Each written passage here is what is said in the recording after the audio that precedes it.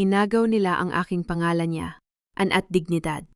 Habang nakaluhod ako sa dumi at nagmamakaawa para sa aking anak, maligayang nagdiriwang sina Renzo at Bianca. Wala kang kwentang asawa, sigaw ng lalaking minahal ko. Ngunit sa pinakamadilim na gabi, isang lihim ang nabunyag, sasabog ang katotohanan, babawiin ko ang lahat. Handa ka na bang makitang lumuhod ang mga nagpaikot sa buhay ni Maris? Pirmahan mo na yan, Maris. Huwag mo nang hintayin na kaladkarin ka pa namin palabas ng pamamahay na ito. Ang buwes ni Doña Corazon ay parang latigo na humahampas sa katahimikan ng gabi. Walang kahit katiting na pag-aalinlangan, walang kahit kaunting habag. Sa mga sandaling iyon, hawak-hawak ni Maris ang isang mangkok ng mainit na sopas. Buong hapon niya itong inihanda, tiniis ang hapdi ng singaw ng kalan at ang pangangatog ng kanyang mga tuhod dahil sa sinat para lamang may mainit na higupin si Renzo pag-uwi nito mula sa trabaho. Ang kanyang mga daliri na namumula sa init ay hindi na maramdaman ang paso dahil mas matindi ang sunog na nagaganap sa loob ng kanyang dibdib. Dahan-dahang, nawala ng lakas ang kanyang mga kamay. Bumagsak ang porsela ng mangkok sa makintab na semento ng sala. Kumalat ang mainit na sabaw, kasabay ng maliliit na piraso ng porselana na nagkalat sa paligid ng kanyang mga paa. Hindi siya gumalaw. Ang kanyang lalamunan ay tuyong-tuyo parang pinuno ng abo, at ang bawat tibok ng kanyang puso ay parang may karayong na dahan-dahang itinutusok sa pinakamalalim na bahagi ng kanyang kaluluwa. Ganito ba talaga kamura ang halaga ng isang pag-ibig na ibinigay mo, nang buo nang walang itinira para sa sarili? Pumasok si Renzo sa malawak na sala, hindi siya nag-iisa. Sa tabi niya ay nakatayo si Bianca Sarmiento, ang babaeng ilang buwan na niyang lihim na kinakasama. Ang mas masakit sa lahat, nakasakit sa leeg ni Bianca. Ang isang kwintas na gawa sa mamahaling perlas, ang natitirang alaala ng yumao ng ina ni Maris na matagal nang nawawala sa kanyang aparador. Renzo? Bulong ni Maris, ang kanyang boses ay halos hindi lumabas sa kanyang mga labi. Ang kwintas ni Mommy, bakit nasa kanya? Tumingin si Renzo sa kanya nang may malamig na muka, walang kahit anong bakas ng pagsisisi sa kanyang mga mata. Huwag ka nang maging madrama, Maris. Isang piraso lang ang alahas yan. At saka, Bianca deserves it more than you do. Tingnan mo nga ang sarili mo, mukha ka ng katulong sa bahay na ito. Humakbang pasulong si Bianca, may mapang-aping ngiti sa kanyang mga labi habang hinahawakan ang kanyang patag na tiyan. You know what, Maris? Dito na ako titira simula ngayon. At kailangan mo umalis dahil masikip ang bahay na ito para sa ating dalawa. Lalo na ngayon may dinadala akong bagong buhay. Lalaki ang dinadala ni Bianca Maris. Dugtong ni Doña Corazon, ang kanyang boses ay puno ng pagmamalaki habang nakataas ang kanyang manipis na kilay. Isang lalaking magdadala ng pangalan ng mga Alcantara. Yan ang hindi mo kailanman maibibigay sa amin. Ang naging anak mo kay Renzo ay isang babaeng sakitin at walang pakinabang.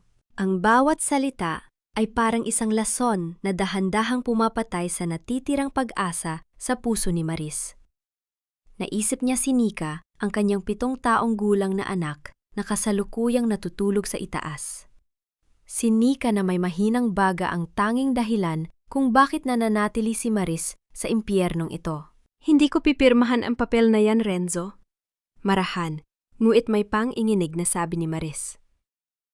Ang kumpanya ng tatay ko, ang bahay na ito, lahat ng ito ay pag-aari ng pamilya ko bago ka pumasok sa buhay ko. Walang sayo, Maris. Sigaw ni Renzo kasabay ng marahas na paghampas ng kanyang kamay sa lamesa na naging sanhi ng pagyanig ng mga natitirang palamuti sa sala. Nakapangalan na sa akin ang lahat ng shares ng tatay mo. Pumirma ka man o hindi papalayasin ka namin dito. Huwag mong pilitin na gamitan kita ng ahas sa harap ng anak mo. Don't worry, Maris, nakangiting sabi ni Bianca, habang pinapanood ang kanyang mahahabang kuko na bagong gawa. Kahit naman mamatay ang tatay mo, wala siyang magagawa. He trusted the wrong person just like you did. Pareho kayong tanga. Isang gulo ang narinig mula sa itaas ng hagdanan. Tumakbo pababa si Nika, suot ang kanyang lumang pajama, umiiyak habang yakap-yakap ang kanyang lumang laruan. Mommy! Mommy! Huwag po kayong mag-away. Natatakot po ako. Agad na lumuhod si Maris at niyakap ng mahigpit ang anak. Sinubukan niyang takpan ang mga tainga ni Nika upang hindi marinig ng bata ang mga masasakit na salita ng pamilya Alcantara. Tingnan mo nga ang batang yan, sabi ni Tia Beth na kararating lang mula sa kusina may hawak na baso ng juice habang nakataas ang ilong. Kasing hina ng kanyang ina. Walang silbi sa pamilya, kundi magdala ng gastusin sa ospital. Lumayas kayo, bulong ni Maris, habang ang kanyang mga mata ay unti-unting napupuno ng luha na hindi na niya kayang pigilan. Huwag ninyong idamay ang anak ko. Kami ang magpapalaya sa inyo, galit na sigaw ni Doña Corazon. Tinuro niya ang pinto palabas, kung saan maririnig ang malakas na bugso ng hangin at ang walang tigil na pagbuhos ng ulan. Na yun din lumayas kayo sa pamamahay ko. Kinaladkad ni Renzo ang braso ni Maris patungo sa pinto. Hindi pinansin ang pagmamakaawa at pag-iyak ni Nika. Binuksan niya ang pinto at itinulak sila palabas sa madilim at malamig na gabi. Huwag ka nang babalik dito na hindi pirmahan ang divorce papers, Maris. Kung hindi mo na makikita si Nika. Banta ni Renzo bago marahas na isinara ang pinto. Tumama ang malamig na tubig ulan sa mukha ni Maris. Yakap-yakap na si Nika na nanginginig sa lamig habang tumatakbo sila sa madilim na kalsada ng walang tsinel, walang payong at walang kahit anong direksyon. Ang bawat hakbang ay parang pagpunit sa kanyang kaluluwa.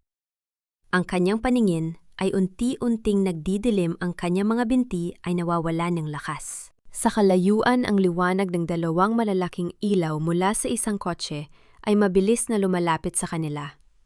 Nawala ng balanse si Maris, bumagsak siya sa basang aspalto habang yakap pa rin ang sumisigaw na si Nika.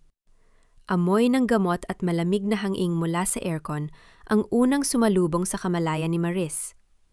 Dahan-dahang idinilat ang kanyang mga mata, ngunit ang bigat ng kanyang mga talukap ay parang pasan ang buong daigdig.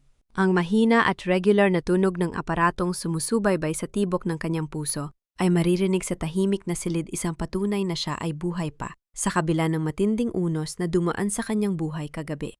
Nika. Ang unang pangalang lumabas sa kanyang tuyong labi ay ang kanyang anak. Ligtas siya, Maris. Huwag ka mag-alala.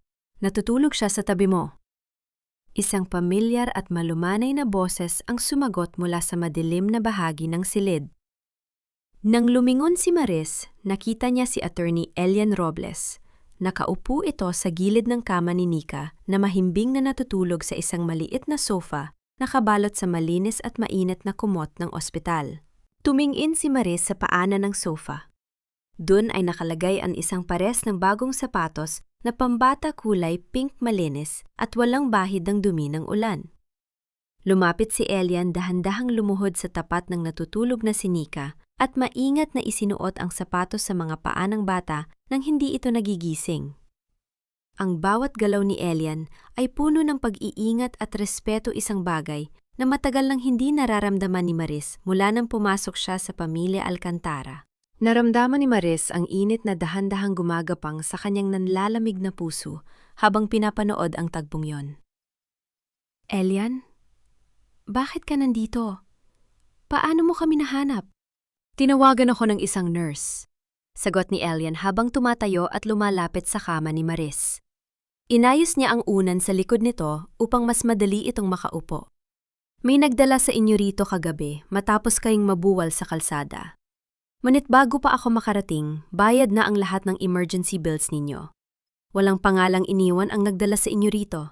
Napakunot ang noo ni Maris sa matinding pagtataka. Sino ang gagawa niyon para sa kanila? Imposibleng si Renzo o si Doña Corazon? Para sa kanila, mas mabuting mawala na siya sa mundo upang makuha ang lahat ng ari-ariya ng kanyang ama nang walang anumang hadlang. Maris, seryosong sabi ni Elian, ang kanyang mga mata ay puno ng determinasyon at pag-aalala. Huwag mo nang isipin yan sa ngayon. Ang mas mahalaga ay ang dahilan kung bakit kita hinahanap bago pa mangyari ang aksidenteng ito. Kinuha ni Elian ang isang makapal at kulay brown na folder mula sa kanyang bag at dahan-dahang inilapag sa kandungan ni Maris. Ano ito? Tanong ni Maris habang hinahawakan ang magaspang na ibabaw ng folder. Iyan ang mga dokumentong iniwan ni Danica Reyes. Bulong ni Elian, lumapit pa siya ng kaunti upang matiyak na walang makakarinig sa kanila sa labas. Danica was a brilliant law student. Bago siya pumanaw sa isang kahina-hinalang aksidente 2 taon na ang nakalilipas, lihim siyang nag-iimbestiga sa mga transaksyon ng kumpanya ng tatay mo at ng pamilya Alcantara. Ipinagkatiwala niya sa akin ang folder na ito bago siya nawala. Dahan-dahang binuksan ni Maris ang folder gamit ang kanyang nanginginig na mga daliri.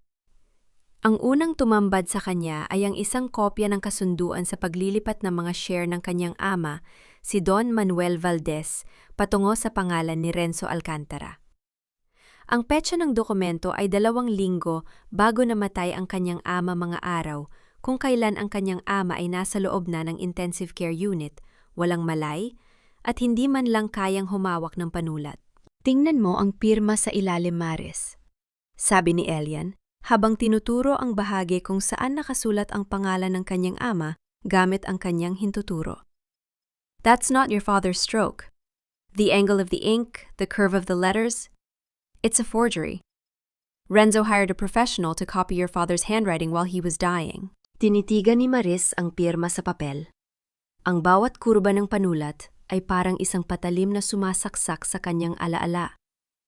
Naalala niya ang kanyang ama na kahit sa huling sandali ng buhay nito ay walang ibang inisip kundi ang kanyang kaligtasan at kinabukasan. At si Renzo, ang lalaking niyakap niya, gabi-gabi ang lalaking nangakong magtatanggol sa kanya ang siya palang pumatay sa huling habilin ng kanyang ama. Ang tuyong tinta sa papel ay tila sumisigaw ng kawalang hustisya. Sa unang pagkakataon, walang luhang pumatak mula sa mga mata ni Maris. Ang kanyang mga kamay ay hindi na nanginginig sa takot, kundi sa isang matinding galit na dahan-dahang nagpapatigas sa kanyang buong pagkatao. Hindi na ako iiyak, Elian. Bulong ni Maris, ang kanyang boses ay naging malamig at matalim gaya ng yelo. Lalaban ako. Ang marangyang pinto ng mansyon ng mga Alcantara ay dahan-dahang bumukas.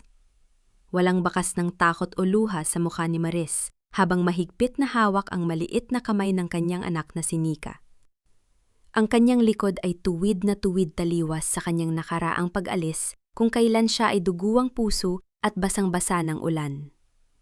Ang bawat hakbang niya sa ibabaw ng makintab na sahig ay puno ng bagong lakas na hindi pa nila kailanman nakikita sa kanya. Sa malawak na sala nakaupo sina Doña Corazon at Bianca, habang may hawak na mga katalogo ng mga mamahaling kasangkapan para sa nakaplanong pagbabago ng bahay. Agad na natigil ang kanilang tawanan nang makita ang pagpasok ni Maris. "Anong ginagawa mo rito?" tanong ni Bianca, na agad na tumayo mula sa malambot na sofa at ipinakita ang kanyang matinding pagkairita. "Akala ko ba pinalayas ka na ng pamilyang ito? At bakit ganyan ka makatingin? Parang hindi ikaw nakaluhod sa ulan kagabi habang nagmamakaawa." Tumingin si Maris sa kanila nang walang kahit anong emosyon sa kanyang mga mata. Ang kanyang boses kapag nagsalita siya ay kalmado, ngunit may kakaibang bigat na nagpatahimik sa buong silid. "Dito pa rin nakatira ang anak ko, Bianca.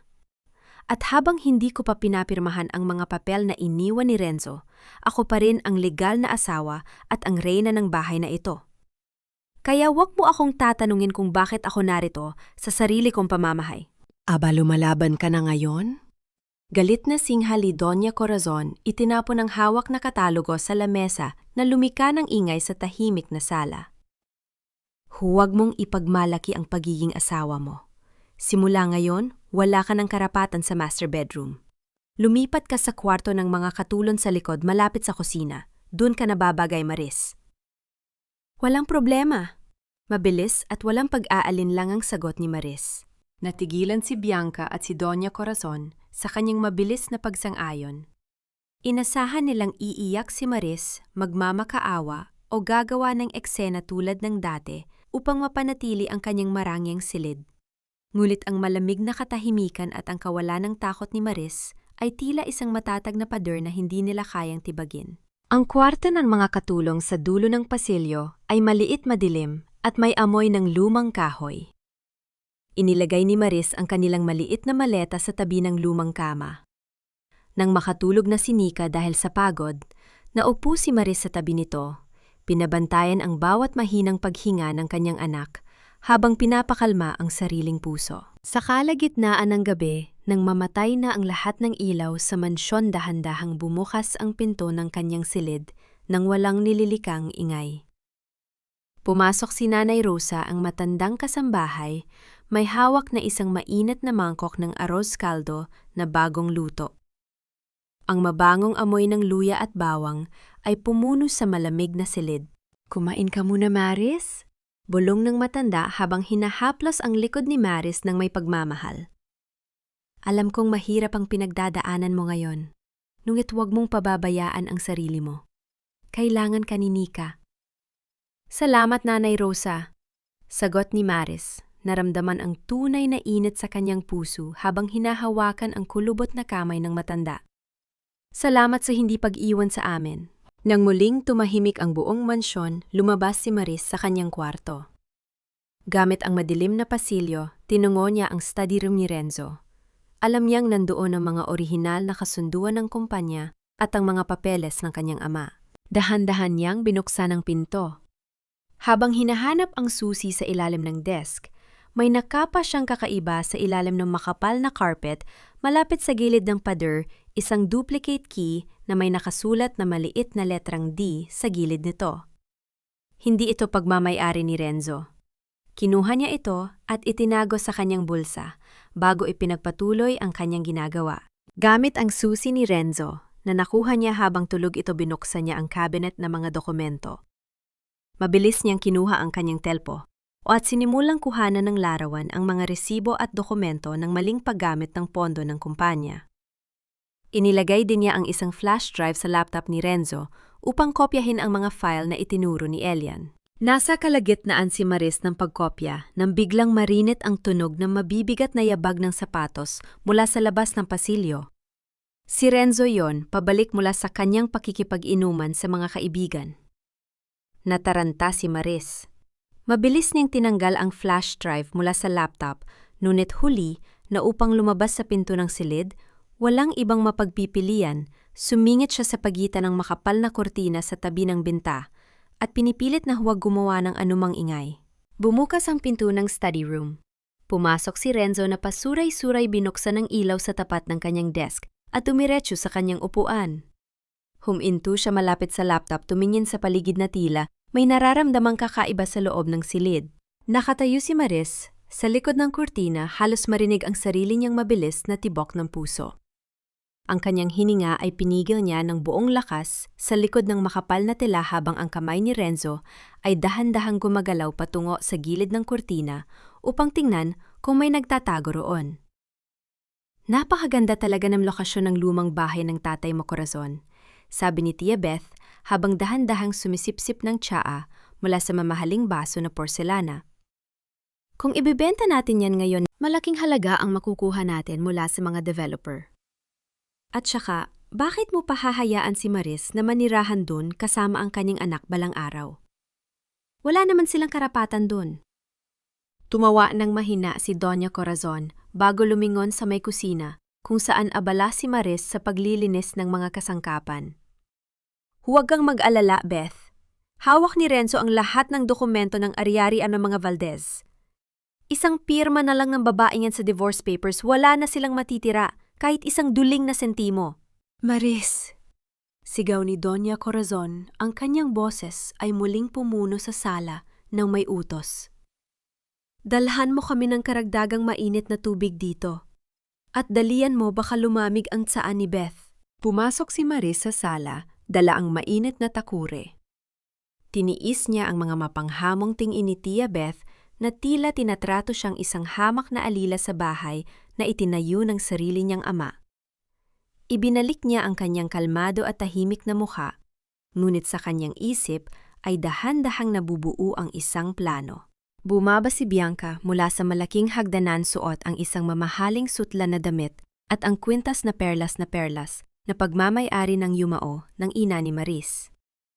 Naupo siya sa tabi ni Doña Corazon at itinuro ang kanyang sapatos na may kaanting dumi ng putik sa gilid. Maris, pakilinis nga itong sapatos ko. Utos ni Bianca na may mapanuyang ngiti sa kanyang mga labi. I have a high society tea party this afternoon, kasama ang mga kaibigan ko mula sa Forbes Park.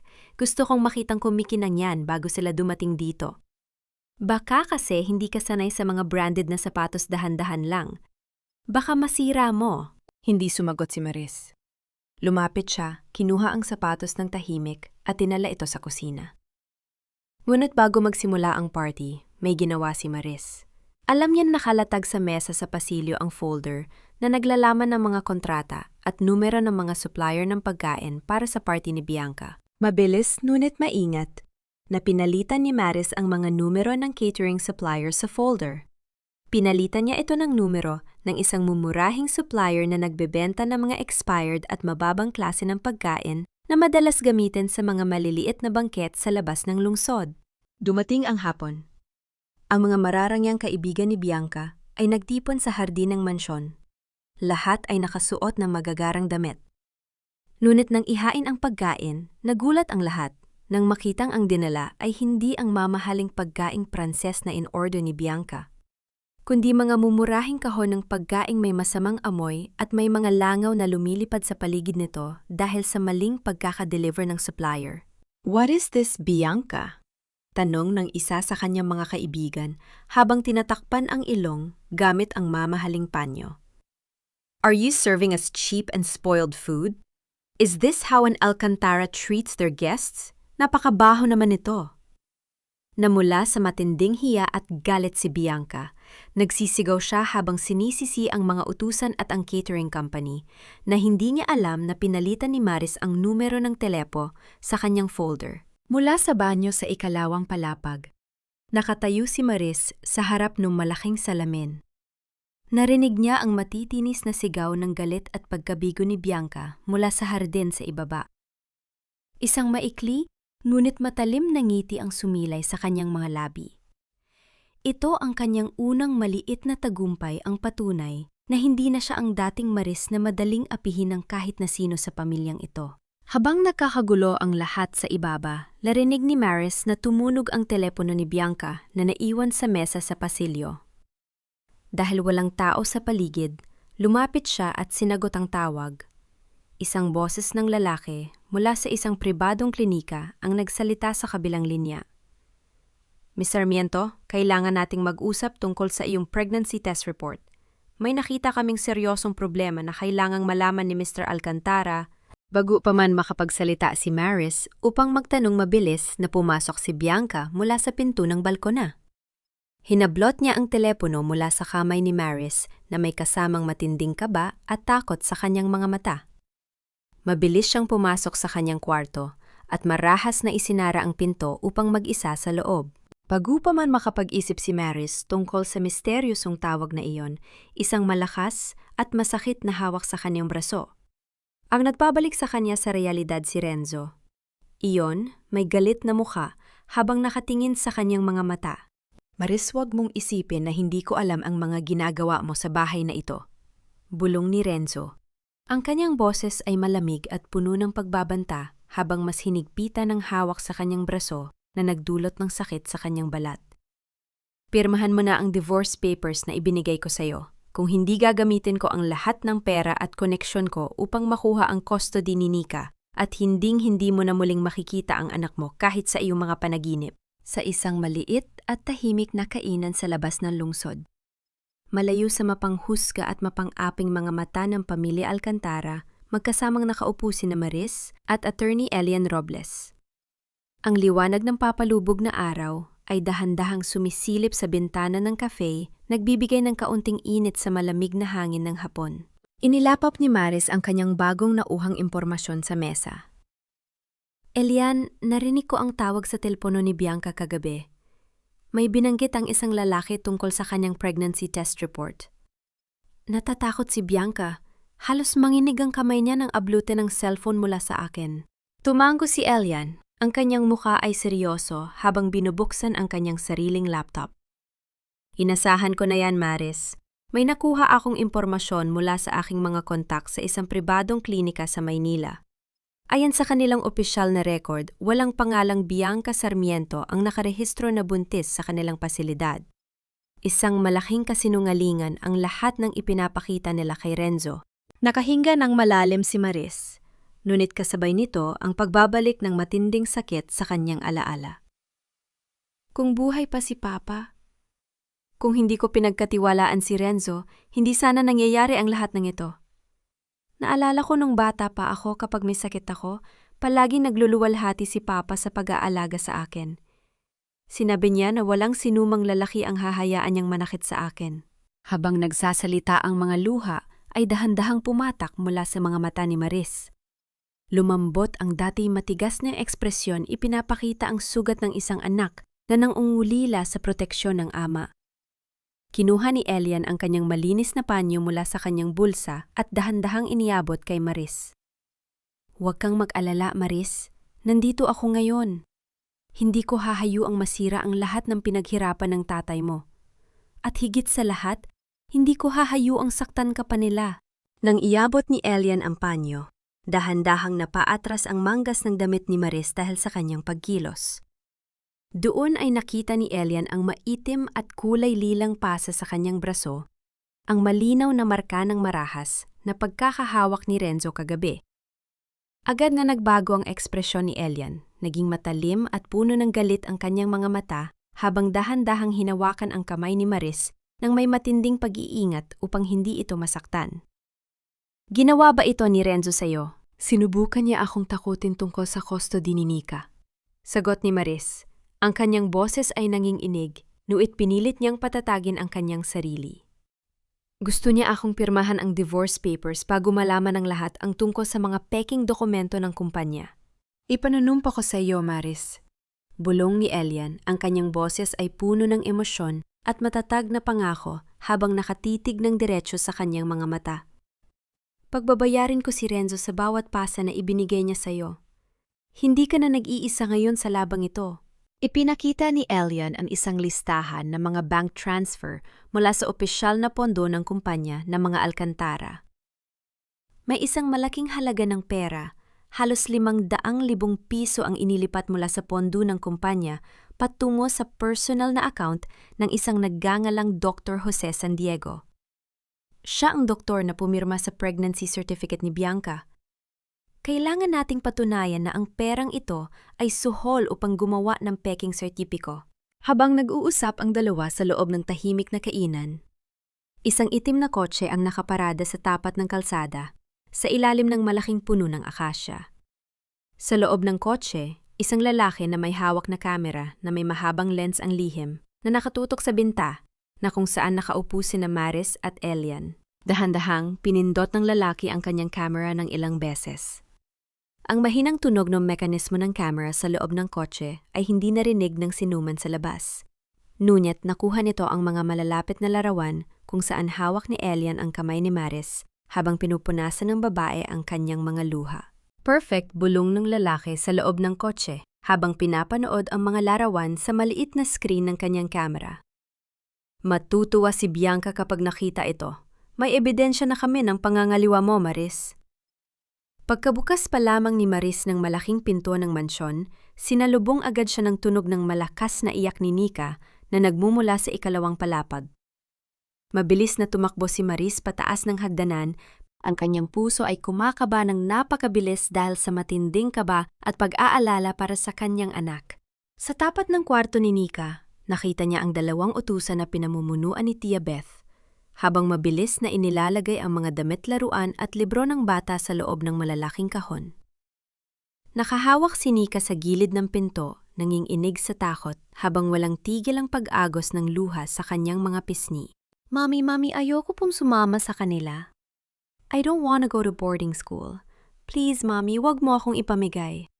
Sigaw ni Nika habang tumatakbo patungo kay Maris at mahigpit na yumakap sa kanyang binti, nagtatago sa likod ng kanyang ina. "Anong ibig sabihin nito?" tanong ni Maris, ang kanyang boses ay malamig at puno ng nagbabatang galit habang nakatingin ng diretso sa mga mata ni Tia Beth.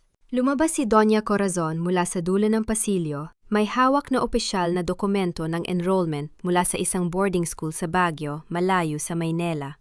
Ito ang pinakamabuti para kay Nika, sabi ni Doña Corazon nang walang pakialam habang nakataas ang kanyang kilay sa pagmamayabang. She needs proper discipline na hindi mo maibibigay sa kanya.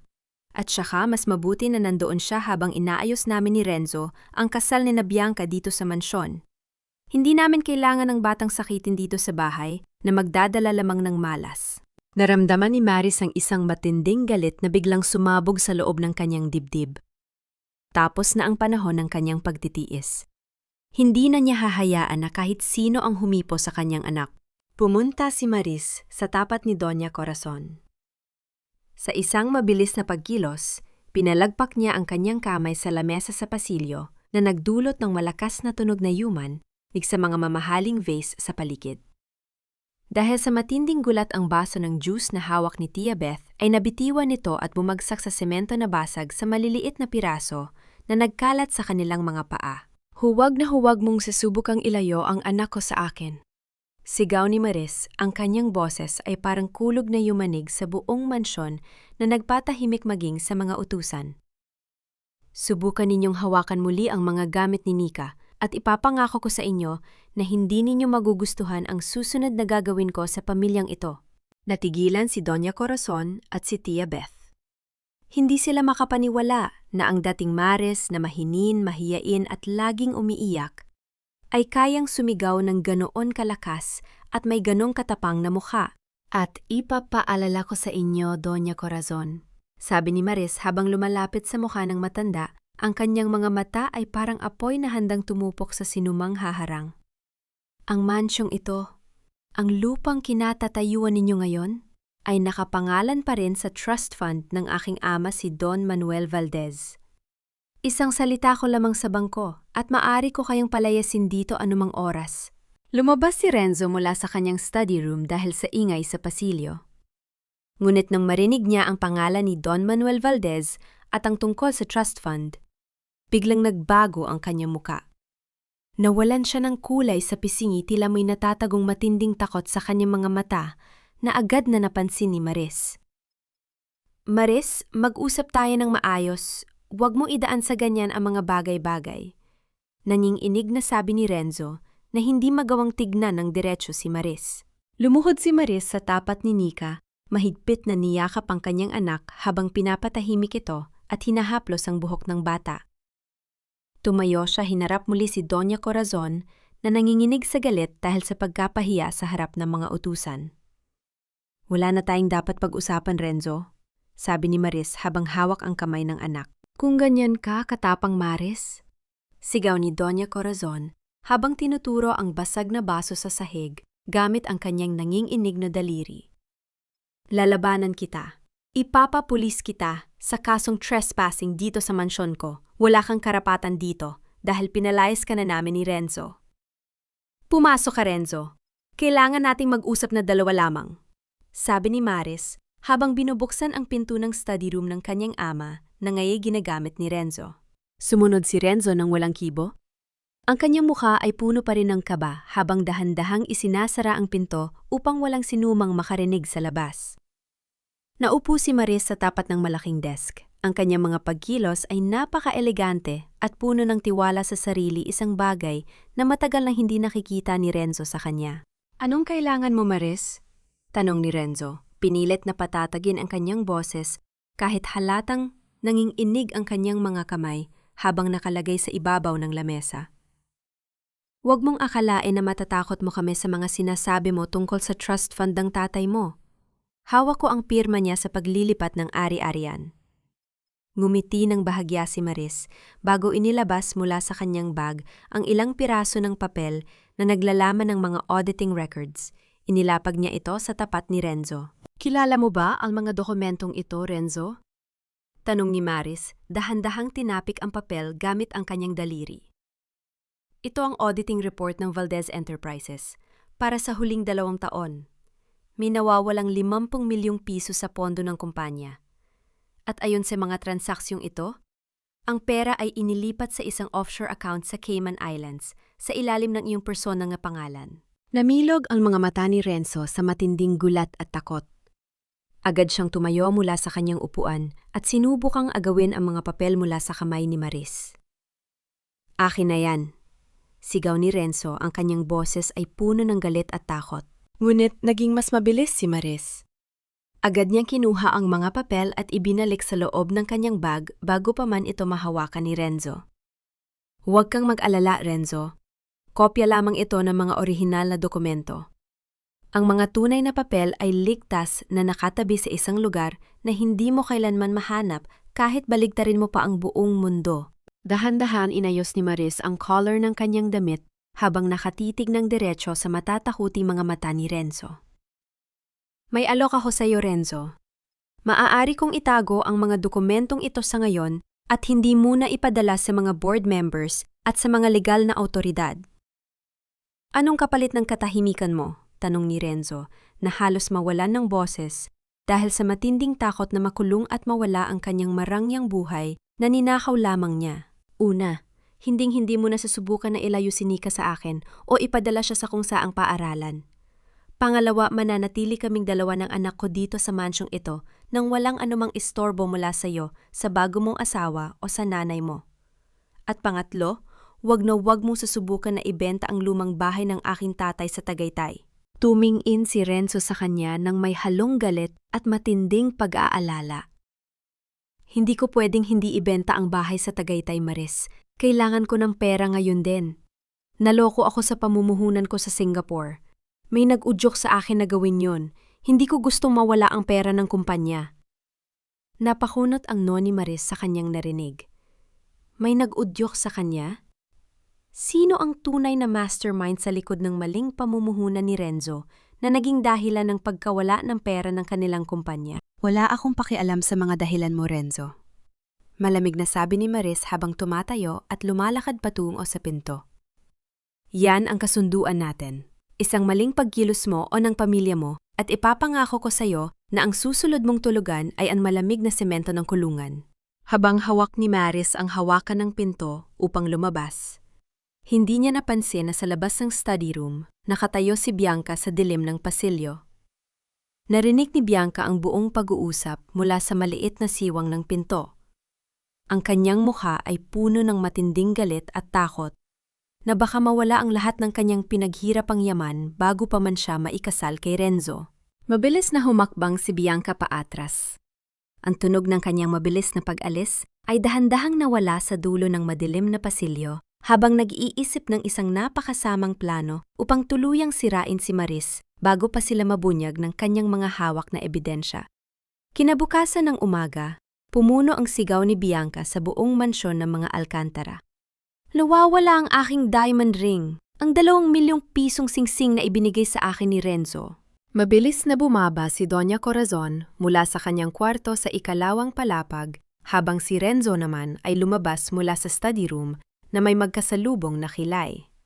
Si Bianca ay umiiyak ng malakas habang itinuturo si Maris na kasalukuyang nag-aayos ng simpleng almusal para sa kanyang anak na si Nika sa hapagkainan.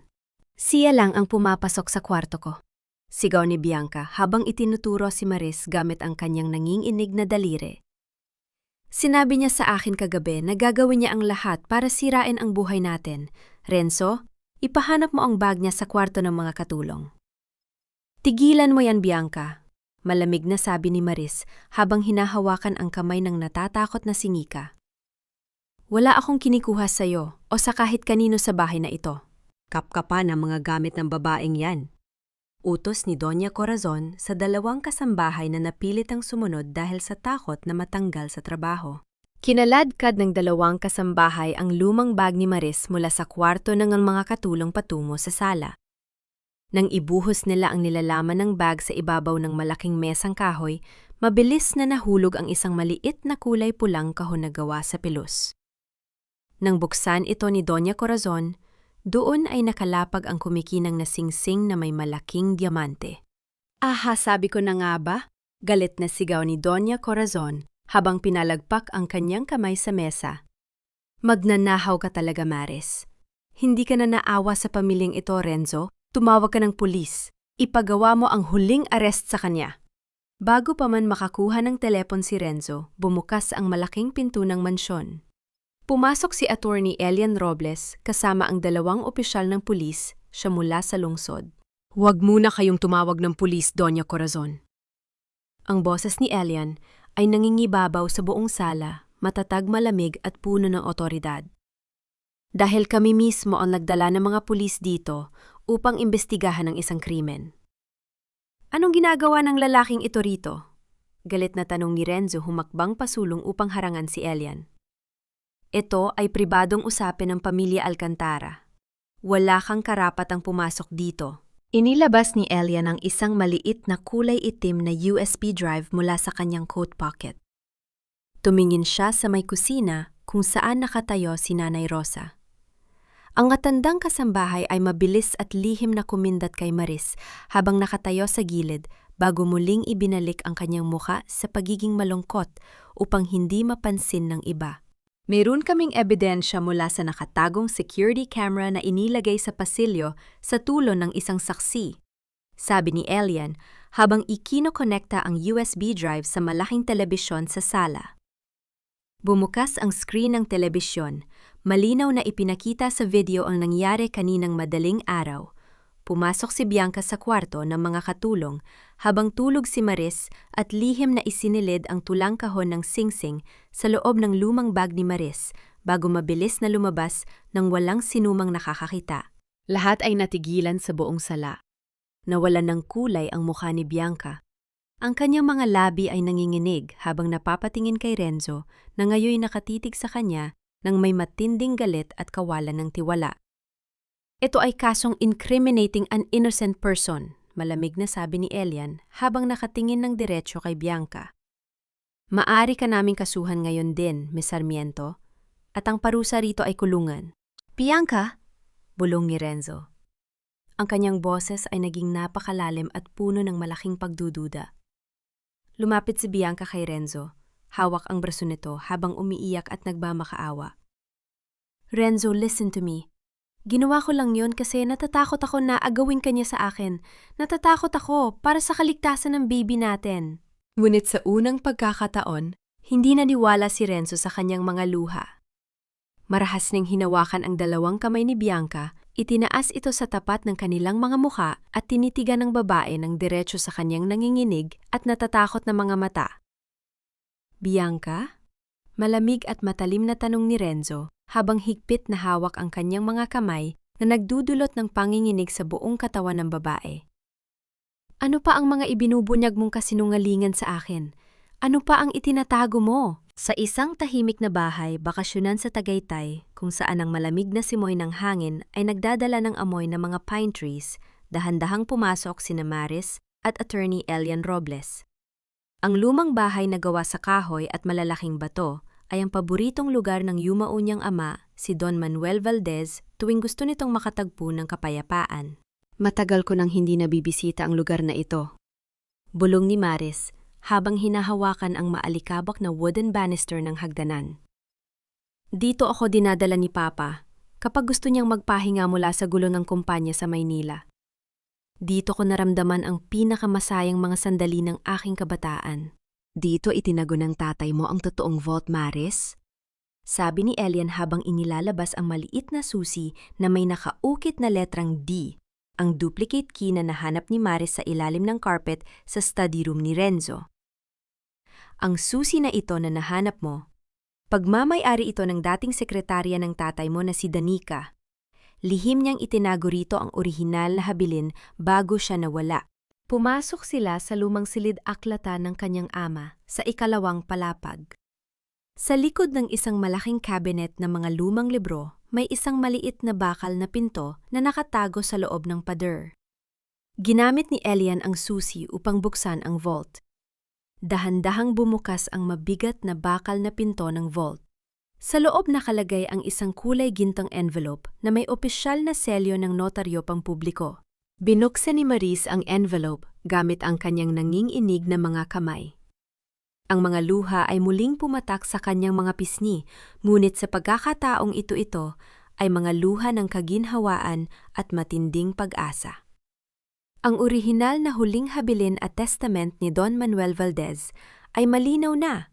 Nagsasaad ang lahat ng shares ng kumpanya, ang mansyon sa Quezon City, at ang mga ari-arian sa probinsya ay exclusive na ipinamamana lamang kay Maris Valdez at sa kanyang anak na si Nika. Ang anumang kasunduan o paglilipat ng ari-arian sa pagitan ni Renzo at ng kumpanya ay mawawalan ng bisa sa oras na matuklasan ang anumang patunay ng fraud o pamemeke. Lumabas sina Maris at Elian sa malawak na balkonahe ng bahay na nakatutok sa magandang tanawin ng Bulkang Taal. Ang liwanag ng maagang umaga ay dahan-dahang pumapalit sa kadiliman ng gabi, nagbibigay ng gintong kulay sa buong paligid.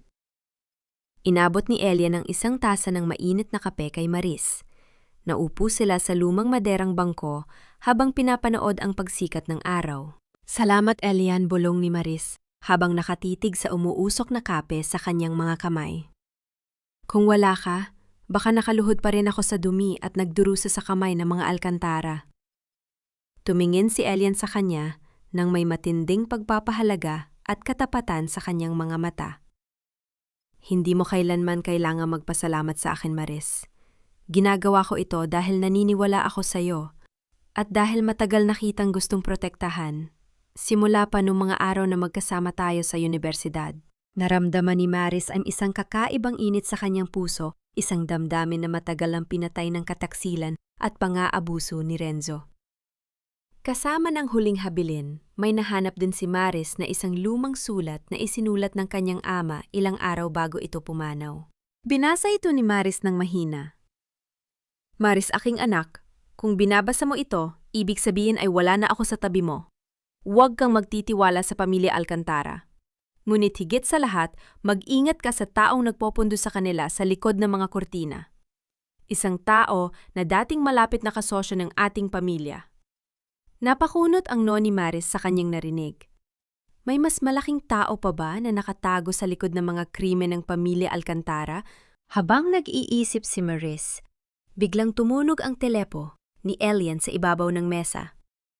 Ang hudyat ng bell sa telepo ay mabilis na nagpabalik sa kanila sa realidad ng kanilang laban sa Maynila.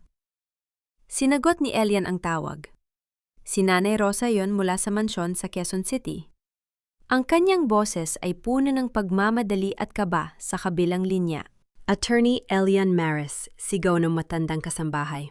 Kailangan ninyong bumalik agad sa Maynila, Iniya. Unsyo na ni Doña Corazon na bukas na gabi nagaganapin ang grand engagement party ni Renzo at Bianca sa ballroom ng Manila Hotel. Isasabay na rin nila doon ang opisyal na pag-anunsyo ng permanenteng pag-upo ni Renzo bilang bagong CEO ng kumpanya ng tatay mo. Sa isang lihim na silid pagpupulong sa loob ng isang kilalang law firm sa Makati, pumasok si Maris kasama si Attorney Elian Robles. Doon ay nakaupo ang 4 na pinakamalalaking board members at stockholders ng Valdez Enterprises, mga taong dating matalik na kaibigan at nakakasama na kanyang yumao ng ama sa pagtataguyod ng kumpanya. Maris, sabi ng isa sa mga matatandang board member habang nakatitig sa kanya ng may pag-aalala. Matagal kaming nanahimik dahil inakala naming legal at maayos ang paglipat ng mga share ng kumpanya kay Renzo. Ngunit, bakit mo kami ipinatawag dito sa ganitong oras? Inilapag ni Elian ang 2 mahalagang bagay sa ibabaw ng glass table. Ang orihinal na huling habilin ni Don Manuel Valdez at ang auditing report na nagpapakita ng 50 milyong pisong nawawala sa pondo ng kumpanya. Ito ang katotohanan. Sabi ni Maris, ang kanyang boses ay malinaw matatag at puno ng natural na dignidad na matagal nang nawala sa kanya. Pinalabas ng pamilya Alcantara na pinalayas kong aking sarili at wala akong pakialam sa pamana ng tatay ko. Ngunit ang totoo ay pinakain nila ako ng kasinungalingan habang winawaldas ang kumpanyang pinaghirapan ng aking pamilya. Nang makita ng mga board members ang malinaw na ebidensya ng peking pirma, at ang patunay ng pagnanahaw ni Renzo sa pondo, galit na pinalagpak ng pinakamatandang stockholder ang kanyang kamay sa mesa na nagdulot ng malakas na tunog sa silid. Hindi natin hahayaan na makuha ng isang magnanakaw ang kumpanyang itinayo ni Manuel. Galit na sabi ng matanda. Bukas sa engagement party kami mismo ang tatayo sa tabi mo, Maris. Ipapakita natin sa buong lipunan kung sino ang tunay na nagmamay-ari ng Valdez Enterprises. Bago matapos ang kanilang pulong, nakatanggap si Elian ng isang lihim na email mula sa isang hindi kilalang sender. Nang buksan niya ito sa kanyang laptop, naglalaman ito ng mga certified bank statements mula sa pambansang bangko na nagpapakita ng lahat ng lihim na offshore account ni Doña Corazon at Renzo. Sino ang nagpadala nito? Tanong ni Maris habang tinitingnan ang screen ng laptop. Isang insider mula sa bangko. Sagot ni Elian habang binabasa ang maikling mensahe sa ibaba. Ang nakasulat sa note para ito sa katarungan ng kabutihan ni Don Manuel Valdez. May isang taong matagal nang naghihintay ng tamang pagkakataong ito mula sa loob ng bangko. Dumating ang gabi ng okasyon. Sa loob ng isang marangyang suite sa Manila Hotel, naghahanda si Maris para sa pinakamahalagang gabi ng kanyang buhay.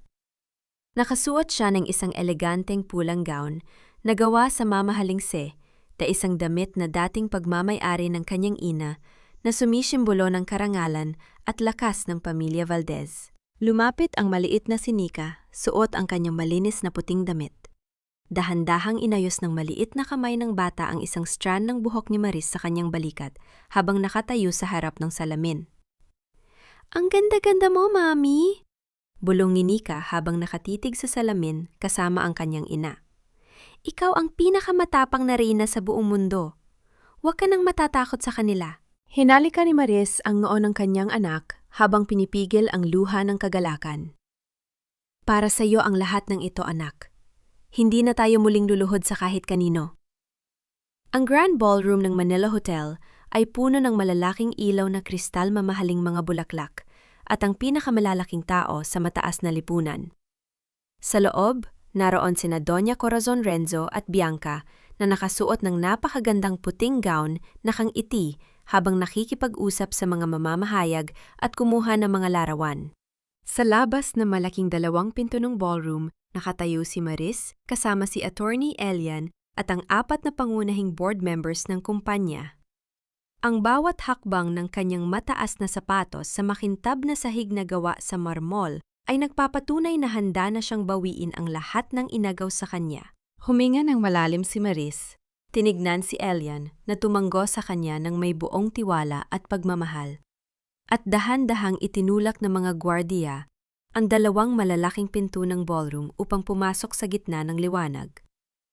Ang Grand Ballroom ng Manila Hotel ay puno ng nakasisilaw na liwanag mula sa mga malalaking kristal na ilaw sa kisame. Ang mabangong amoy ng mga mamahaling bulaklak at mahahaling pabango ay pumuno sa buong silid. Sa gitna ng bulwagan, nakatayo si Doña Corazon, na nakasusuot ng mamahaling gintong terno, may hawak na baso ng champagne habang nakikipag-usap sa mga kilalang tao sa mataas na lipunan at sa mga mamamahayag. Napakasuwerte ng pamilya Alcantara, sabi ng isang kilalang ginang sa lipunan habang nakatingin sa paligid. Ang ganda ni Bianca at napakagaling ni Renzo sa pamamahala ng kumpanya ng mga Valdez. Itinaas ni Doña Corazon ang kanyang baso ng champagne nang may mapagmalaking ngiti sa kanyang mga labi. Of course!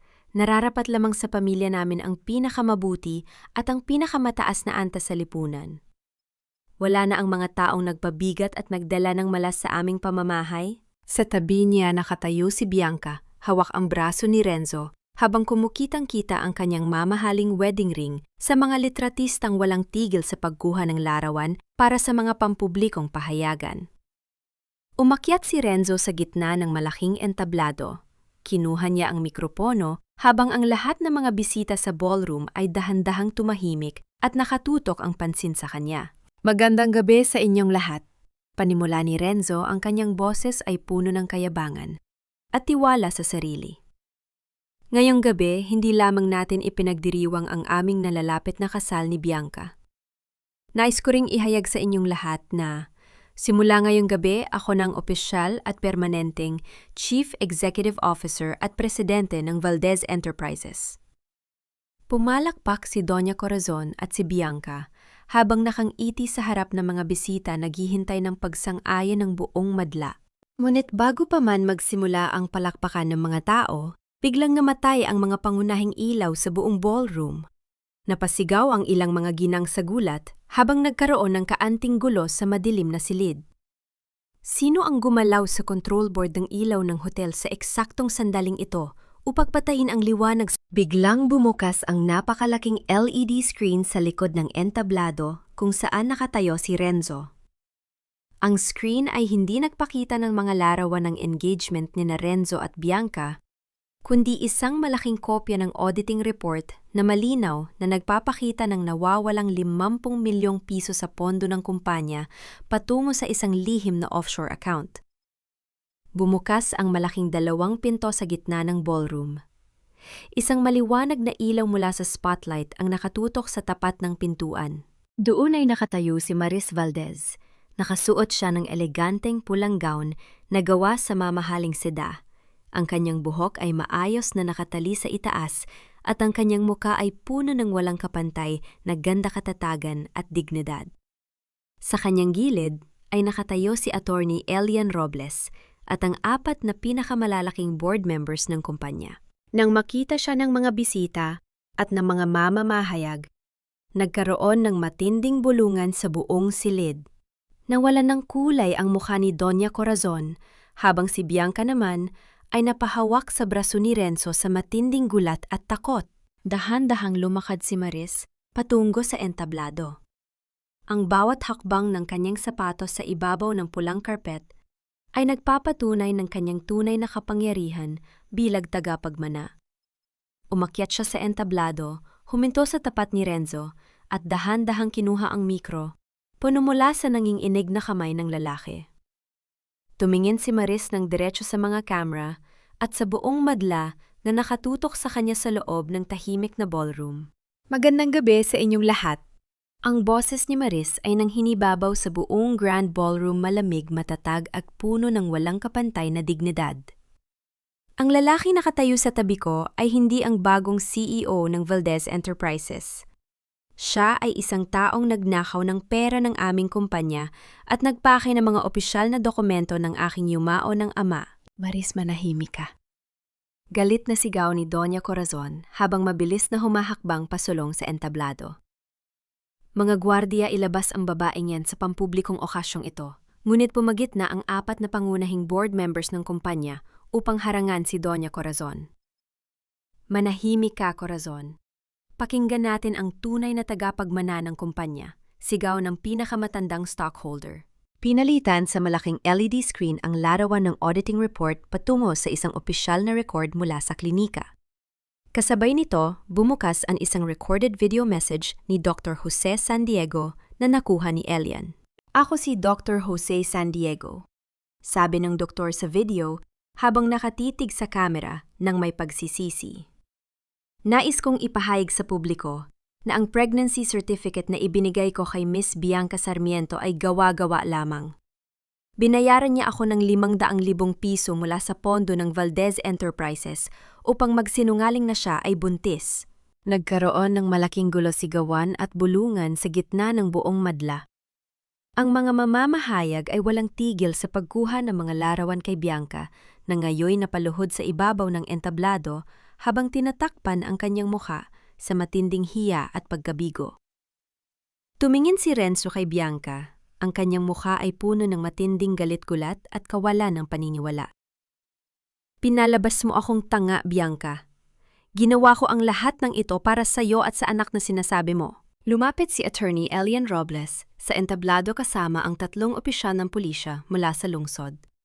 Inilabas ni Elian ang isang opisyal na dokumento mula sa hukuman.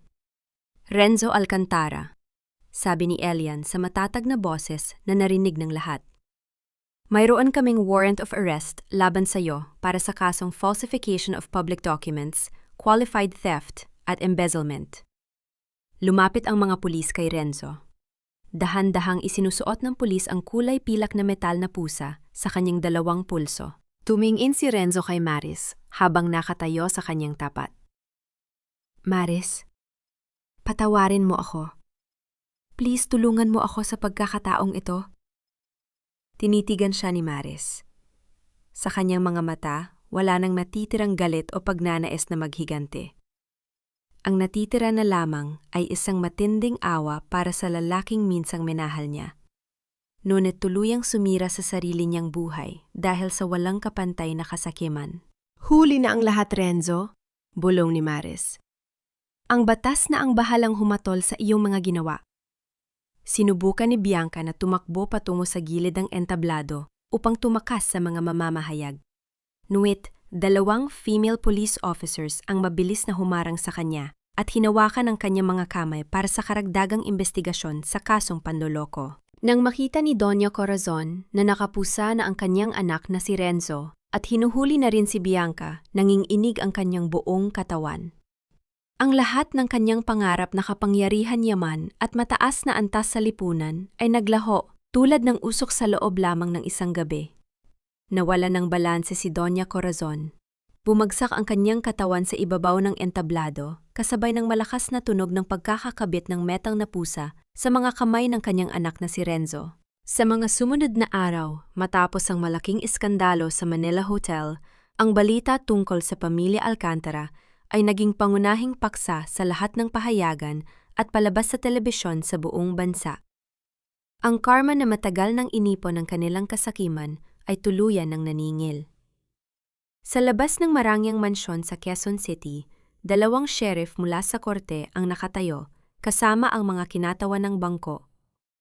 Inilagay nila ang opisyal na Notice of Foreclosure sa malaking bakal na gate ng bahay. Dahil sa napakalaking utang ni Renzo at sa iligal na paggamit ng titulo ng lupa bilang piyansa sa kanyang maling pamumuhunan, binawi ng bangko ang buong mansyon. Si Doña Corazon, na wala nang natitirang pera o kahit isang kaibigan sa mataas na lipunan, ay napilit ang lumabas ng bahay, dala lamang ang 2 maleta ng kanyang mga lumang damit. Walang sinuman sa kanyang mga dating kaibigan ang gustong tumulong sa kanya dahil sa iya ng kanilang pamilya. Sa isang malayong probinsya sa Laguna, nahuli ng mga pulis si Bianca Sarmiento habang nagtatago sa isang maliit at lumang bahay kubo. Ang kanyang mga mamahaling damit at alahas ay naisang lana niya sa mababang halaga upang makabili lamang ng pagkain. Ang dating pangarap niyang marangyang buhay bilang misis ng kumpanya ay nagtapos sa isang madilim na kulungan habang naghihintay ng hatol sa kasong panloloko at pamemeke. Sa loob ng pampublikong kulungan sa Maynila, nakaupo si Renzo sa likod ng makapal na salamin. Ang kanyang dating maayos na buhok ay magulo at ang kanyang mukha ay pumayat at nawala ng sigla dahil sa matinding pagdurusa sa loob ng rehas. Sa kabilang side ng salamin nakaupo si Maris, nakasuot ng simpleng damit ngunit may kapayapaan sa kanyang mga mata. Maris? Pagmamakaawa ni Renzo habang itinatapat ang kanyang 2 kamay sa salamin. Ang kanyang mga mata ay puno ng luha. Patawarin mo ako. Maawa ka sa akin. Isipin mo si Nika. Kailangan ng anak natin ng tatay. Huwag mo akong ihulog sa kulungan ng matagal. Tumingin si Maris sa kanya nang may malamig at matatag na kapayapaan sa kanyang puso. Naalala mo ba, Renzo, noong nagmamakaawa ako sa iyo sa gitna ng malakas na ulan habang hawak ko ang may sakit nating anak? Hindi mo kami kinaawaan. Inisip mo lang ang pera, ang sarili mo at si Bianca. Dahan-dahang tinanggal ni Maris ang kanyang lumang wedding ring mula sa kanyang daliri.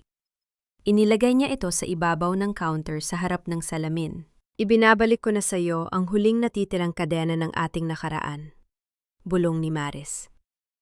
Pinatatawad na kita sa personal kong buhay upang lumaya na ang puso ko sa galit. Ngunit ang batas ay may utang sa katarungan ng aking ama at kailangan mong bayaran yon. Tumayo si Maris at dahan-dahang tumalikod, hindi pinansin ang malakas na pagtawag at pag-iyak ni Renzo mula sa likod ng makapal na salamin. Pagkalilipas ng ilang araw sa loob ng Korte Suprema, nakatayo si Maris, kasama si Attorney Elian Robles at ang kanyang anak na si Nika.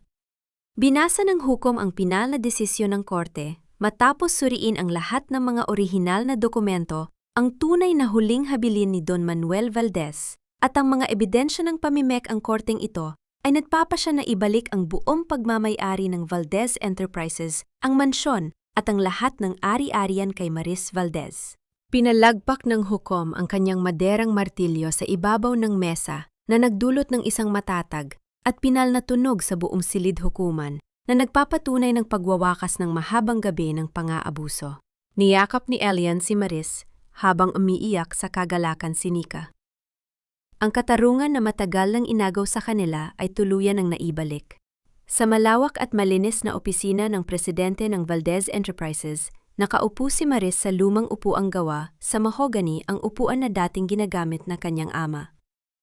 Ang silid na minsang pinalibutan ng kasakiman at kasinungalingan ni Renzo at Doña Corazon ay muling napuno ng liwanag amoy ng mga sariwang bulaklak at kapayapaan. Pumasok si Nanay Rosa sa opisina nakasuot ng maayos at malinis na damit, dala ang isang tasa ng mainit na tsaa para kay Maris. Maris? Ay, President Maris pala. Nakangiting sabi ng matanda nang may matinding paggalang at kagalakan sa kanyang muka. Mabilis na tumayo si Maris, lumapit at mahigpit na niyakap ang matandang kasambahay. Huwag mo po akong tatawaging President, Nanay Rosa. Kayo po ang nag-alaga sa akin at kay Nika noong mga oras na walang-wala kami at itinapon ng lahat. Simula ngayon, hindi ka na magtatrabaho bilang kasambahay. Kayo na po ang mamamahala sa welfare at kabutihan ng ating mga empleyado sa mansyon. Naiyak sa kagalakan ang matanda habang pilit na nagpapasalamat sa kabutihan ng puso ni Maris. Pagkalipas ng ilang buwan, inilunsad ni Maris ang kanyang pinakamahalagang proyekto, ang Anghel ng Tahanan Foundation. Ito ay isang pasilidad na nagbibigay ng libreng tulong pinansyal, proteksyong legal at counseling para sa mga kababaihang naging biktima ng domestic violence at emotional abuse sa pamilya. Sa araw ng grand opening ng pasilidad, nakatayo si Maris sa harap ng maraming tao, mga bisita at mga mamamahayag. Sa tabi niya ay nakatayo si Attorney Elian Robles at ang kanyang anak na si Nika, na masaya na ang muka at wala na ang takot sa mga mata. Hawak ng maliit na si Nika ang malaking gunting. Sa tulong ng kanyang ina, dahan-dahan niyang ginupit ang kulay rosas na ribbon sa tapat ng pinto ng bagong gusali. Pumalakpak ang lahat ng mga tao sa paligid. Tumingin si Maris sa langit, nararamdaman ang ngiti ng kanyang yumaon ng ama mula sa kabilang buhay. Ang pundasyong ito, sabi ni Maris sa kanyang talumpati sa harap ng media, ay itinatag, hindi upang maghiganti sa nakaraan, kundi upang ipaalala sa bawat babae na ang kanilang halaga ay hindi itinatakda ng kung paano sila itinrato ng mga taong nanakit sa kanila. May pag-asa pagkatapos ng unos. Nang matapos ang okasyon at maalis na ang karamihan ng mga bisita, lumapit si Elian kay Maris habang nakatayo ito sa balkon, henang gusali pinapanood ang mga natutulungang pamilya sa ibaba. Napakaganda ng ginawa mo, Maris. Bulong ni Elian, ang kanyang mga mata ay puno ng matinding paghanga at pagmamahal. I'm so proud of you. Tumingin si Maris sa kanya nang may matamis na ngiti. Hindi ko ito magagawa kung wala ka sa tabi ko, Elian. Ikaw ang naging ilaw ko noong nasa pinakamadilim akong bahagi ng aking buhay. Kinuha ni Elian ang 2 tiket mula sa kanyang coat pocket at dahan-dahang inihain kay Maris. May nakahandang lakbayin para sa atin ngayong linggo, sabi ni Elian habang nakatitig ng malalim sa kanyang mga mata. Isang biyahe patungo sa isang tahimik na dalampasigan sa Batangas, kung saan malayo sa gulo ng lungsod. Gusto kong makasama kayo ni Nika roon upang magsimula ng isang bagong kabanata ng ating buhay. Naramdaman ni Maris ang maaliwalas na ihip ng hangin mula sa kalayuan. Tumingin siya sa mga tiket pagkatapos ay kay Elian at dahan-dahang tumanggo ng may buong tiwala at kapayapaan sa kanyang puso. Ang amoy ng maalat na hangin at ang mahinang tunog ng mga alon na dahan-dahang humahalik sa puting baybay ng Batangas ay nagdala ng matinding kapayapaan sa puso ni Maris. Sa hindu-kalayuan ang maliit na si Nika ay masayang tumatakbo sa mababaw na tubig, hawak ang isang maliit na kastilyong buhangin na ginawa nila ni Elian kaninang tanghali. Ang liwanag ng papalubog na araw ay nagbibigay ng gintong kulay sa buong kalawakan, tila isang pintang ginawa ng langit upang ipagdiwang ang pagwawakas ng mahabang panahon ng pighati at ang pagsikat ng bagong pag-asa. Nakatayo si Maris sa tabi ng tubig, hinahayaan ang malamig na tubig dagat na basain ang kanyang mga paa habang pinapanood ang kanyang anak. Lumapit si Elian sa kanyang tabi. Dahan-dahan niyang inalis ang kanyang jacket at inilagay ito sa mga balikat ni Maris upang protektahan ang babae sa malamig na simoy ng hangin mula sa dagat. "Maganda ba ang tanawin?" Marahang tanong ni Elian habang nakatitig sa maaliwalas na mukha ni Maris. Tumingin si Maris sa kanya. Ang kanyang mga mata ay nagniningning sa liwanag ng sunset. "Napakaganda, Elian. Sa kauna-unahang pagkakataon sa loob ng maraming taon pakiramdam ko ay nakahinga na ako ng maluwag. Pakiramdam ko ay ligtas na kami ng anak ko mula sa anumang banta." "You deserve this peace, Maris." Bulong ni Elian, ang kanyang boses ay puno ng lalim katapatan at matinding emosyon. "You fought so hard para sa dignidad mo at para kay Nika. Napakatapang mo." Dahan-dahang hinawakan ni Elian ang kamay ni Maris. Ang kanyang mga daliri ay maingat at respetadong kumapit sa mga daliri ni Maris, hindi upang poses o kontrolin siya, kundi upang maging isang matatag na proteksyon at sandigan. "Maris," sabi ni Elian habang nakatitig ng diretso sa kanyang mga mata. "Matagal ko nang itinago ang damdaming ito sa loob ng aking puso. Minahal kita noong mga araw pa natin sa universidad, nung simpleng estudyante ka pa lamang na may pinakamagandang ngiti. Minahal kita hindi dahil sa yaman ng pamilya mo, kundi dahil sa busilak mabait at matatag mong kaluluwa." Naramdaman ni Maris ang matinding panginginig sa kanyang dibdib. Ngunit sa pagkakataong ito ay panginginig ng purong kagalakan, init at bagong pag-asa. "Hindi ko hinihiling na limutin mo agad ang lahat ng sakit ng nakaraan," dugtong ni Elian habang dahan-dahang ibinababa ang kanyang boses ng may matinding lambing. "Ang gusto ko lang ay bigyan mo ako ng pagkakataon na maging ilaw mo sa bawat araw. I want to build a home with you and Nika, kung saan walang takot, walang kasinungalingan, at walang pag-aabuso." Tumulo ang isang luha ng kaligayahan mula sa mga mata ni Maris. Tumingin siya kay Nika na tumatakbo patungo sa kanila habang tumatawa at nagpapakita ng isang magandang shell na nahanap ito sa buhangin. Yumakap si Nika sa kanilang dalawa at dahan-dahang pinalibutan ni Elian ang kanyang malalaking braso. Ang mag-ina, pinoprotektahan sila sa malamig na hangin ng gabi. Tumingin si Maris sa mukha ni Elian, isinandal ang kanyang ulo sa balikat ng lalaki at dahan-dahang hinawakan ang kamay nito ng may buong pagmamahal at tiwala. "Salamat, Elian," bulong ni Maris habang nakatitig sa magandang sunset sa harap ng dagat. "Salamat sa pagtuturo sa akin kung paano muling magmahal ng walang takot." Paglipas ng 3 taon, ang liwanag ng umaga sa malawak na bakuran ng mansyon ng mga Valdez ay nagdadala ng panibagong init at kagalakan. Ang dating malamig at pinalilibutan ng takot na bahay ay napuno ng tunog ng tawanan, musika at totoong pagmamahal. Sa gitna ng malinis na hardin, nakatayo si Nika na 10 taong gulang na ngayon, malusog, maganda, at wala na ang kahit anong bakas ng sakit sa kanyang baga. Masaya siyang nagpapatugtog ng piano sa beranda habang nakatitingin sa kanya si Attorney Elian Robles nang may matinding pagmamahal ng isang tunay na ama. "Papa Elian, tingnan mo po, nakuha ko na ang tamang tono ng kanta." Masayang sigaw ni Nika habang tumatakbo patungo kay Elian at kumakapit sa kanyang binti. Yumuko si Elian, inangat si Nika sa kanyang mga braso at hinalikan ang pisngi ng bata. "Napakagaling mo, anak. Proud na proud si Papa sa iyo." Lumabas si Maris mula sa pinto ng balkona, nakasuot ng simpleng puting damit. Ang kanyang muka ay maaliwalas, ang kanyang mga mata ay puno ng kapayapaan na hindi kailanman mababayaran ng kahit anong yaman sa mundo.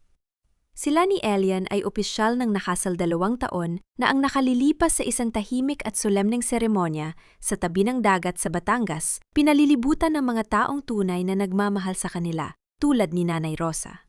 Sa 3 taong nakalipas, marami ang nagbago sa buhay ng bawat tao na naging bahagi ng kwentong ito. Si Renzo Alcantara ay kasalukuyang nagdurusa sa kanyang 15 taong hatol sa pambansang kulungan dahil sa kasong pamimike ng dokumento at pagnanakaw sa kumpanya. Nawala ang kanyang dating kayabangan at karangyaan. Sa loob ng rehas, natutunan niya ang bitter na katotohanan ng kanyang mga maling desisyon. Dinadalaw siya ni Maris minsan sa 1 taon upang magdala ng mga update sa trust fund ni Nika, ngunit wala ng galit o poot sa puso ng babae. Pinyatawadan ni Maris si Renzo, hindi dahil nararapat ito kay Renzo, kundi dahil ang pagpapatawad ang tanging susi upang tuluyang lumaya ang kanyang sariling kaluluwa sa nakaraan. Si Doña Corazon naman ay nabubuhay ng tahimik at dukha sa isang maliit na pamayanan sa probinsya na pinatatakbo ng isang charitable institution. Nawala ang lahat ng kanyang ari-arian, ang kanyang mga kaibigan sa mataas na lipunan at ang kanyang kapangyarihan. Sa kanyang pag-iisa, natutunan niya ang aral na ang totoong karangalan ng tao ay hindi nasusukat sa pera o sa antas sa lipunan, kundi sa kabutihan ng pagtrato sa kapwa. Si Bianca Sarmiento, matapos magsilbi ng kanyang parusa sa kulungan, dahil sa panloloko ay lumipat sa isang malayong probinsya sa Kabisayaan, kung saan namumuhay siya ng tahimik at nagtatrabaho ng danggal upang mapakain ang sarili, malayo sa karangyaan na minsan niyang hinabol sa maling paraan. Ang Valdez Enterprises ay naging isa sa pinakarespetadong kumpanya sa bansa. Sa ilalim ng pamumuno ni Maris, kilala sa magandang pagtrato sa mga manggagawa at sa matapat na pamamahala. Ang Anghel ng Tahanan Foundation naman ay nakapagligtas na ng 10,000 kababaihan at mga bata sa buong Pilipinas mula sa domestic violence at emotional abuse, nagbibigay sa kanila ng bagong buhay at pag-asa. Kaya para sa bawat babaeng nakikinig sa kwentong ito, para sa mga inang nagtitiis sa dilim at nagdurusa sa sistem ng pang-aabuso dahil sa pagmamahal sa pamilya, ipinapaalala ng buhay ni Maris ang isang mahalagang aral. Ang tunay na lakas ng isang babae ay hindi nakikita sa kanyang kakayahang magtiis ng sakit ng walang kibo. Ang tunay na lakas ay ang tapang na tumayo mula sa pagkakadapa, ang lakas na bawiin ang sariling dignidad, at ang pananampalataya na pagkatapos ng pinakamadilim na bagyo, ang katarungan, at ang tunay na pag-ibig ay laging makahahanap ng daan patungo sa liwanag. Niyakap ni Elian si Maris mula sa likod habang pinapanood nila si Nika na naglalaro sa harden kasama ang mga alagang hayop. Tumingin si Maris sa magandang langit, huminga ng malalim at ngumiti ng may buong pasasalamat sa bagong buhay na ipinagkaloob sa kanila.